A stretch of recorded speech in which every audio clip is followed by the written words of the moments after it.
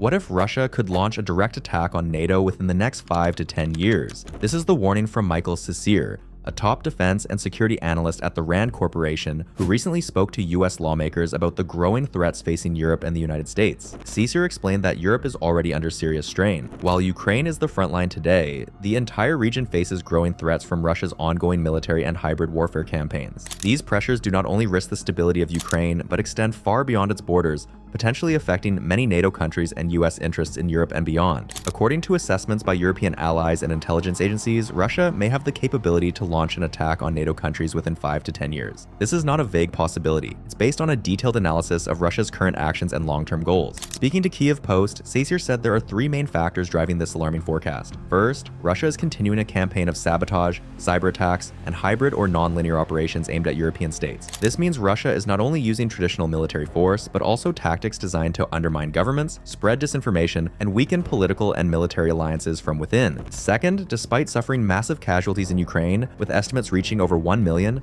Russia is still able to sustain and rebuild its military forces. This resilience is concerning because it means Russia can continue to wage conflict and maintain pressure on its neighbors. Third, Russia's maximalist political and military demands. The demands suggest that Russia is not only aiming to control Ukraine, but also want to expand their influence over larger parts of Europe. This includes efforts to roll back protections for some existing NATO member countries, threatening the security of the entire alliance. Cicere also highlighted that Russia has explicitly threatened direct war with NATO. While the experience with Ukraine suggests that Russia may not be in a position to launch a massed combined arms campaign against a NATO state immediately, it could engage in hybrid actions to test and potentially undermine alliance unity, Cicere said.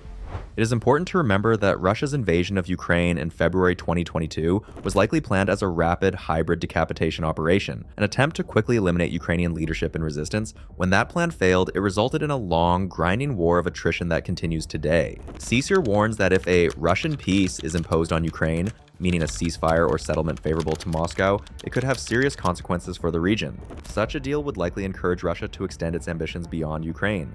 Moldova in particular could be the next target. Russia could threaten Moldova directly or use indirect methods such as reinforcing the breakaway region of Transnistria. It could also increase its political and economic influence in other vulnerable parts of Moldova, especially the Russian-speaking Turkic region of Gagauzia. These actions would not only destabilize Moldova, but could also threaten Romania, a key NATO ally, and increase instability throughout the Balkans and Central and Eastern Europe. If Russia is successful, it will, in his words, successfully strategically decapitated 3 EU candidate countries, including Moldova, Ukraine, and Georgia.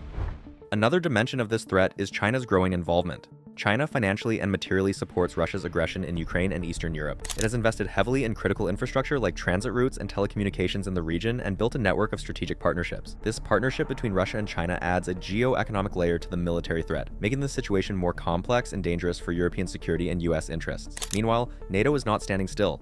On the contrary, the alliance is adapting and preparing for these emerging threats. General Christopher Donahue, commander of US Army Europe and Africa, recently spoke about NATO's growing ability to respond quickly to Russian aggression. One of the key points he raised is NATO's new Eastern Flank Deterrence Line, a strategy focused on strengthening the alliance's military presence and readiness, beginning in the Baltic states, Estonia, Latvia, and Lithuania. These 3 small democracies lie on NATO's eastern edge and fear they could be Russia's next targets. NATO now wants to clearly define what weapons and systems are needed so that industries across countries can produce them more effectively. Donahue also made a bold statement. NATO could now seize Russia's Kaliningrad exclave faster than ever before. Kaliningrad is a Russian enclave nestled between Poland and Lithuania, surrounded by NATO countries that has long been considered a potential flashpoint. While Donahue didn't detail how NATO might seize Kaliningrad if necessary, the statement sends a clear message to Moscow. As countries along NATO's eastern flank begin laying mines along their borders with Russia, the signal is unmistakable. We're ready. In 2024, NATO held its largest military exercise since the Cold War, called Steadfast Defender 2024. Over 90,000 troops from multiple countries took part, alongside dozens of ships, aircraft, tanks, and artillery units. The head of NATO, Secretary General Mark Rutte, recently visited Poland and made a strong statement. Any attack on a NATO ally, like Poland or the Baltic states, would be met with the full force of the alliance. The statements, combined with ongoing war drills, suggest that NATO isn't just talking the talk, it's beginning to walk the walk. or at the very least preparing for the real possibility of a future conflict with Russia? The combined message from experts like Cicir and military leaders like Donahue is clear. Europe is facing serious threats from Russia, which is actively preparing for more aggressive actions in the coming years. At the same time, NATO is taking whatever little time there is to prepare for the worst. For the United States, the risks of a bad peace in Ukraine go beyond the region. They directly threaten American national security as both Russian and Chinese influence deepen their foothold in Europe. Ukraine has fended off Russia for more than 3 years. But when the time comes, will NATO be able to do the same? Will the West be ready to stand firm and prevent a new wave of conflict on the continent?